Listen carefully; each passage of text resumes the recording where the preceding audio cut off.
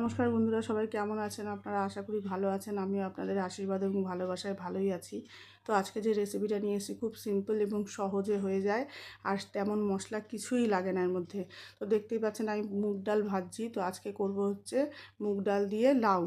তো মুগ ডালটা প্রথমে একটু শুকনো খোলায় নেড়ে নিলাম, নেড়ে একটু ভেজে তুলে রাখলাম। তারপর ডালটাকে একেবারে ধুয়ে জল ঝরিয়ে রেখে দিয়েছি। এদিকে কড়াইতে আমি তেজপাতা আর জিরে ফোড়ন দিয়েছি তেলে, অল্প সামান্য তেল দিয়েছি, বেশি তেলও লাগে না এই রান্নাটায়। তারপর দিয়ে তার মধ্যে লাউগুলো তো আগেই কেটে আমি ধুয়ে রেখে দিয়েছিলাম জল ঝরিয়ে, লাউগুলোকে দিয়ে দিলাম। দিয়ে এবার এর মধ্যে কাঁচা লঙ্কা, কয়েকটা চেরা কাঁচা লঙ্কা, নুন, হলুদ এগুলো দিয়ে একটু নেড়ে চেড়ে এবার ঢাকা দিয়ে সেদ্ধ হতে দিতে হবে। গ্যাসটা অবশ্যই মিডিয়াম করে দেবেন, কেননা বেশি লো করলে কিন্তু প্রচুর জল বেরোবে, আর বেশি হাই করলে আবার লেগে যাওয়ার সম্ভাবনা হতে পারে। তো তারপর দেখুন ঢাকনাটা খুলে আমি অল্প একটু 2-3 মিনিট মতো ঢাকা দিয়ে রেখেছিলাম। তারপর ঢাকনাটা খুলে ডালটা দিয়ে দিলাম। এবার ডাল আর লাউ একসাথে সেদ্ধ হবে। তারপর এবার আর কিছুই না রান্নার তেমন, এবার এই জলটা শুকনো অবধি আমাদের অপেক্ষা করতে হবে।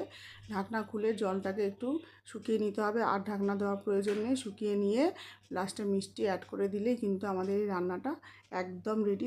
রানিস কিচেনে যদি আপনি প্রথম হন তাহলে চ্যানেলটি সাবস্ক্রাইব করে পাশে থাকবেন।